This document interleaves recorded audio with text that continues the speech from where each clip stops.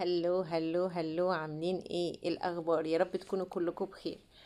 احنا فيديو النهارده فكرته بصراحه جت من الكومنت اللي اتكتب ان احنا ازاي النهارده نتكلم عن فكره التعلق والتحرر من التعلق. لو حاجه ان احنا متعلقين بيها ازاي نتحرر منها. التعلق على فكره مش شرط يبقى بين يعني بنت وولد مثلا مخطوبين او متجوزين او في ريليشن او اي حاجه. دي مش فكرته ان احنا بس ده الحاجة اللي احنا بنتحرك. على فكرة ممكن يبقى فيه تعلق بين صحاب، بين قرايب. وبحس شوية مع الوقت ممكن لو انتي في ريليشن اوريدي وخلاص، يعني حياتك مستقرة في ريليشن كويسة، فانتي ممكن بتلاقي نفسك بتتعلقي بحاجات تانية، بتتعلقي بصاحبتك قوي، بتتعلقي بزميلتك في الشغل، بتتعلقي بحاجات برضو مهمة في حياتك، بتبدأي يعني. اعتقد دي بقت غريزة ان احنا نبقى متعلقين بحاجة او بنحب حاجة. سي مثلا ان خلاص ان انتي استقريتي في ريليشن. انتي وقت ما بتلاقي نفسك في ريليشن مثلا او بتحبي حد، مش هتحسي ان في مثلا شخص تاني فارق معاكي، بتبقي مركزة في التعلق ده بس. اي حاجة تانية هتلاقي نفسك مش بتتعلقي بيها. لكن سي ان انتي الريليشن دي بتاعتك ان انتي خلاص بقى عندك بيت واسرة وحياتك تمام، هتلاقي نفسك بتبدأي تفكري في حاجات تانية تبقي متعلقة بيها. ممكن دي تبقى غريزة. يعني اعتقد ان انا بحس ان التعلق ده مش شرط في اتنين بيحبوا بعض، لا، فيها في صحاب كتير قوي، وتلاقي نفسك بتغيري على صاحبتك وخايفة عليها ومش بتحبيها تكلم حد ولو حصلت مشكلة، او تفضلي بقى انت مركزة ايه المشكلة اللي حصلت خلتكوا ما بتبقوش زي مع بعض مع الاول. اول حاجة التعلق ده يعتبر مرض. هو على فكرة بيتصنف من ضمن امراض، يعني برضو ان انت ممكن تبقي متعلقة تعلق مرضي بحد. حتى مع اولادك، انت في ناس بتتعلق باولادها بشكل اوفر قوي لدرجه بيقولوا ان هي يعني متعلقه بشكل مرضي باطفالها، مش طبيعي ولا نورمال بتبقى متعلقه بيهم. في علم نفس اصلا برضو، يعني يعني لو احنا مثلا عملنا سيرش شويه في علم نفس هنلاقي ان هما برضو بيتكلموا على موضوع التعلق ده، ان هو في اوهام كتيره احنا بنبقى حاطينها في دماغنا في الموضوع ده. اول وهم من الاوهام ان احنا مثلا بيبقى متعلقين بفكرة ان الشخص ده عمرنا ما هنلاقي حد يحبنا زيه. بنفتكر الحاجات الجميلة بس، وان احنا مش هنلاقي حد بيعمل معانا الحاجات دي واحنا في الريليشن نفسها او في العلاقة دي او في اي حاجة، بنبقى متعلقين بالفكرة دي. ايه ده؟ لا، مش هيحصل. مش هنلاقي حد بيعمل معانا كده، مش هنلاقي حد يستحملنا كده، مش هنلاقي. احنا ما جربناش. انتي او اتوهمتي بالحاجة، فانتي بقى انساقتي وراها، ما بتفكريش بقى في اي حاجة خالص غير ان انتي في الريليشن دي وشايفة ان دي الريليشن المثالية في الحياة. غير كده ان انتي مثلا تحسي ممكن التعلق يوصلك ان انتي تحسي ان انتي عندك مشكلة او انتي اللي فيكي عيب. انتي فيكي عيب، فمحدش بقى هيتحمل غيرك. محدش بقى حاسس بيكي غير الشخص ده او الشخصية دي. محدش بقى بيحس بكل الاحاسيس اللي انتي بتحسيها، ولا بيقف جنبك، ولا حد بيقدرك، ولا حد اي حاجة. انتي بتبقي حاطة في دماغك كل الحاجات دي. بس ده وهم من الاوهام على فكرة، دي مش حقيقة. وان احنا برضو بنحط نفسنا في ان احنا إن المفروض ان نقدم ونضحي بحاجات كتيرة للي قدامنا عشان ما يسيبناش. ما هو ده بقى اللي احنا كنا بنتكلم فيه. لو انا بقى واثقة في نفسي وعندي ثقة وواثقة في نفسي كويس جدا ان انا حد مميز، مش هخاف ان اللي قدامي يسيبني ولا ما يسيبنيش. المفروض افكر انت اللي هتخسرني مش انا اللي هخسرك بس. ما افكرش في ان انا اخسر اللي قدامي، لا، وانا برضو حاجة كبيرة قوي اللي قدامي ممكن هو اللي يخسرني. صح ولا لا؟ يعني ناخدها كده كتفكير، ان احنا برضو نفكر ايه. يعني دايما احب ايه ان احنا نحط نفسنا في الوضعين. احط نفسي في الوضع ان اللي قدامي بيفكر فيا ازاي وانا بفكر في اللي قدامي ازاي، يعني دي برضو بوينت مهمة. فليه دايما نحط نفسنا؟ انا بقى واثقة في نفسي، انا هخسرك، لا، انت كمان برضو هتخسرني. هتخسر ان انا لو واثقه بقى انا في نفسي، حد بيدي مشاعر كتير، حد بيقف في الازمه، حد بيحب بقلب قوي، فكل الحاجات دي برضو مميزات فيا. انا المفروض ابقى واثقه في نفسي فيها، ما اخافش ان اللي قدامي يتضايق او يحصل حاجه. اللي عايز يمشي يمشي يا جماعه، سواء صحاب او حبيب او اي حاجه، اللي عايز يمشي يمشي. احنا حلوين قوي وواثقين في نفسنا، ومفروض مفيش حاجة تهزنا ان حد يفضل يتحكم فينا كده. بعد ما احنا مثلا عندنا الاوهام دي كلها، وخلاص الريليشن حصلت، وان احنا خلاص مفيش فيها امل ان هي ممكن ترجع تاني وخلاص. احنا بقى في شوية عادات كتيرة احنا بنعملها برضو غلط. ان احنا بقى في العادات دي احنا بنعمل ايه؟ ان احنا بنفضل متعلقين بقى بايه؟ ان احنا نفضل اول ما نقوم من النوم نفتح الموبايل مستنيين مسج، مستنيين بقى نلاقي كان في كول واحنا نايمين، مستنيين نفتح الفيسبوك والكل وسائل بقى السوشيال ميديا كلها نفضل ندور عليهم. ولو منزلين بوست كويس يبقى اكيد البوست ده كان لينا، لو منزلين بوست وحش يبقى البوست ده مفروض علينا برضو، ان هم متضايقين ان هم سايبيننا. لا، انا وقت لما انا اخد القرار ان انا عايزة ابعد، اقفل كل حاجة، بلوك لكل حاجة، نقفل ونبيع ومع السلامة. هتلاقي نفسك بتقوي. لكن طول ما انت حاطه في نفسك في دايرة ان انت بتدوري، هتتعبي، مش هتعرفي اصلا تفوقي من الريليشن دي. وعلى فكرة دايما البني ادم اللي هو لو حد وحش وهو اللي بيسيبه وبيبقى وحش وكل ده، هو على فكرة هو بيبقى مبسوط وفرحان وبيخرج وبياكل وبيشرب وبيعمل كل حاجة، وانت بقى حياتك بايظة، حياتك مش لذيذة زي ما انت فاكرة، او الحياة حلوة وجميلة. لا، حياتك انت بتبقي بايظة وهو بيعمل كل حاجة. طب ليه احنا بنحط نفسنا كده؟ لا، احنا نعرف قيمة نفسنا. ما نخليش حد يتحكم فينا، ما نخليش الدنيا واقفة على شخص او شخصية معينة. لا لا لا، بالعكس، ده احنا مفروض نقوى قوي ونبين للي قدامنا. في الوقت ده بقى بيبقى احسن وقت ان انا ابين للي قدامي ان انت اللي خسرتني، انت خسرت حد كويس. ايا كان انت كنت شايفني ازاي، بس اكيد كان فيا مميزات مخليك معايا، ده اكيد. حتى لو انا يعني انا عايزه اتكلم بجد بصفه عامه، يعني مش ريليشن بين او بين حبيب وحبيبه او اتنين متجوزين او كده. لا، انا بتكلم على فكره عامه ان ده بيحصل كتير حتى بين صحاب. فمش عايزه الكلام ياخد ان ده على شخص، يعني ايه، بين اي يعني ولد وبنت، لا، ده عامة عامة بين أي ريليشن بين أي شخص في الحياة. فليه احنا بنحط نفسنا في الحاجات دي؟ احنا بالعكس مفروض نبقى أذكى من كده. أقولك بقى على حاجات حلوة تعمليها.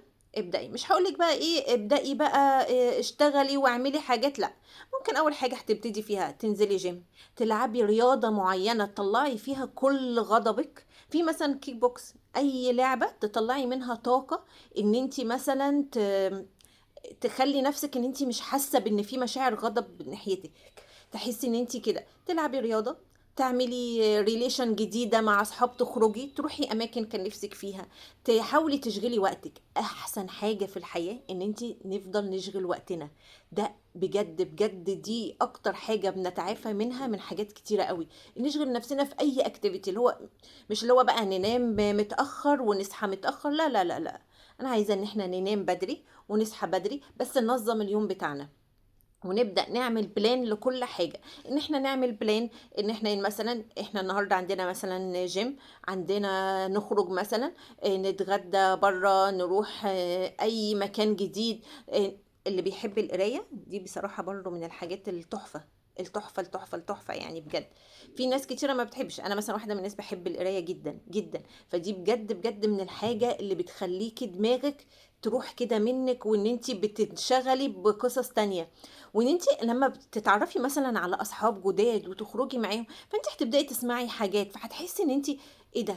طب وتلاقي بقى لو حد قدامك تخطى مثلا من اي ريليشن او اي حاجه، هتحسي ايه ده، ده انا انا هيحصل معايا كده، وانا هتخطى برضو وهتعدي الدنيا وهتبقى كويسه. هتديكي انرجي ان انت هترجعي كويس وهتلاقي نفسك بتتشافي كويس.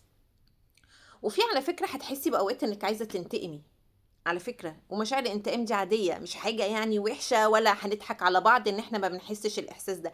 لا، هنحس ان احنا عايزين ننتقم. بس عارفة بقى انتقامك تعمليه بايه؟ الانتقام ان انت تحسني من نفسك. لو انت كان فيكي غلطات ممكن عادية بس اللي قدامك كان بيجرحك بيها، انت حسني من الغلطات دي، هتلاقي نفسك لا خلاص، مش انا كان فيا العيوب دي البسيطة، ممكن مش شرط تبقى حاجة قوية، مش كان بيضايقوني بالكلام ده، طب انا بقى هصلح من الحاجات دي، انا هعدل من ده. هتلاقي نفسك اوريدي بتحسني من نفسك. وده بقى وقتها هيبقى فعلا انتقام. ان الناس اللي زي دي بتبقى فاكره بقى ان التانيين دول هيعيشوا خلاص منهارين. لا، لما تبيني ان انت حياتك مشت، حياتك هتبقى احسن، حياتك بتتغير ويشوفوكي والدنيا تمام معاكي، ممكن هتلاقيهم وقتها هم اللي هيرجعوا احنا عايزين نرجع تاني او عايزين نرجع لحياتكم تاني. فانت وقتها هتحسي لا، هتلاقي نفسك ان انت اوريدي انت خلاص انت عديتي المراحل دي، انت ازاي ترجعي تاني لمشاكل وكلام ووجع من تاني؟ هتلاقي نفسك وقتها فعلا هتحسي انك اتشفيتي تماما تماما. فحاجات كتيرة قوي نقدر نعملها، نعمل حاجات كتيرة قوي ان احنا فعلا نقدر نتشافى منها من فكرة التعلق دي. هتفيدنا كتير قوي في ان احنا برضو نحاول يعني ندخل في جروب جديدة، نتكلم مع ناس، كل الحاجات دي بجد هتفيد جدا. واهم حاجة نبقى عارفين نبني شخصيتنا جديدة، شخصية نحاول لما ندخل حد فيها نبقى ندخله بحدود. انت ده حدودك، انا مش هقدم للي قدامي زي ما هو بيقدم لي، انا ما اقدمش اكتر، محدش يقدم اكتر ولا يضحي اكتر ولا يعمل لحد حاجة. انا بصراحة دي حاجة اتعلمتها جدا. اتعلمت ان انا كان في ناس بحس ان انا لا، انا بقف جنبهم قوي، ولو عندهم اي ظروف بقف وبساعد وبعمل. بس اكتشفت بعد كده اما حصلت لي مثلا حاجه او حاجه مضايقاني، هما بعاد قوي. وتلاقي بقى كومنت معلش يتقال لك ايه، اصل انا عارفه ان انتي متضايقه فمش عايزه اجي جنبك دلوقتي. لا على فكرة، هو انا ده اكتر وقت محتاجة فيه، حتى لو انت هتسألي عليا يوميا بمسج، ده اكتر وقت انا محتاجة فيه ان انت تبقي جنبي فيه دلوقتي. فاخدت قرار من وقتها مش هعمل لحد حاجة تاني، يعني على زي ما هو قدم لي انا هقدم له، لكن مش هاجي على نفسي تاني، مش هقلق على حد تاني زيادة عن اللزوم. يعني بس فكرة بجد ان احنا نشغل نفسنا دي فكرة ممتازة. انا كمان يمكن جربتها في موقف برضو ده ممكن احكي عليه. كان في وقت كده بيجي لي فيه بانيك جامد قوي، وبروح لدكاتره، والدكاتره دايما شايفه بيكتب لي ايه، مثلا يكتب لي مهدئ. انا وقتها اخدت القرار، انا ما كنتش عارفه ان ده انا مكتوب لي مثلا مهدئ او حاجه. اخدت القرار، عرفت مثلا وانا بجيب الدواء ان ده مهدئ، لا مش هجيبه، انا مش هحط نفسي في السيركل دي. يعني معلش انا بحب افكر شويه. فوقتها اخدت القرار، ولقيت حاجات انا عملتها، بقيت انا اللي خفيت من فكره البانيك لما تجيلي. يعني اول ما تحسي باعراض بانيك جاتلك وان انت متوتره وضربات قلبك سريعه ونفسك مش قادره تاخدي، اول حاجه فكري فيها اشغلي نفسك. انا بقى كان بيجيلي التفكير وقتها، وعلى فكره التفكير ده جالي ما سمعتهوش انا، يمكن بعد كده قريت شويه فهمت ان المفروض انت تعملي كده. بس فهمت بقى ايه، يقول لك نظم نفسك، اعمل. انا الحاجات دي بصراحه ما كنتش بعملها، بس كنت ايه، ممكن بسرعة أعمل ينسون أو حاجة تهديني، وفي نفس الوقت أخلي دماغي تشتغل تفكر في أي حاجة تانية. أفتح الموبايل على مسلسل أو فيلم أتفرج عليه، ألاقي نفسي وأنا بتفرج اوريدي أنا بدأت أهدى. يعني أنا اوريدي هو ده فكرة المهدئ، بس لا، أنا عملت مهدئ ناتشورال. انا عملت مهدئ لنفسي. ممكن مثلا لو حاجه عايزه ان اعملها، كنت سايبه حاجه في البيت بجهزها او كده، انا كنت نايمه وجات لي بانيك. مش مثلا انا كنت وقتها مثلا صاحيه وجالي، لا انا كان دايما بيجيلي وانا نايمه، يعني اقوم من النوم على بانيك. وكان دايما بيبقى في وقت معين، وكان موضوع بصراحه كان وحش جدا جدا معايا. فكنت بعمل ايه، لو في حاجه في البيت انا سايباها مثلا لتاني يوم، اقوم اعملها في الوقت ده وانا صاحيه من النوم، اقوم اخلصها في البيت وانجزها. الاقي نفسي اوريدي خلاص انا البانيك راح. ليه؟ لما سحلت دماغي وبدأت أفكر في حاجة تانية، ما فضلتش شغالة في إن أنا مركزة في الحاجة. فلما احنا بنفكر ونشغل نفسنا هنلاقي نفسنا عدينا، خلاص احنا بقينا كويسين، احنا تمام. لكن طول ما احنا عايشين ان احنا بنفكر كتير في نفس الحاجة هنلاقي نفسنا ما بنطلعش وما بنخفش ومفيش حاجة بتعدي. هي دي شوية حاجات أنا بجد حبيت أتكلم فيها، حاجات فعلا أنا مريت بيها وحاجات عملت بيها فعلا فعلا وبتطلع في الآخر كويسة الحمد لله.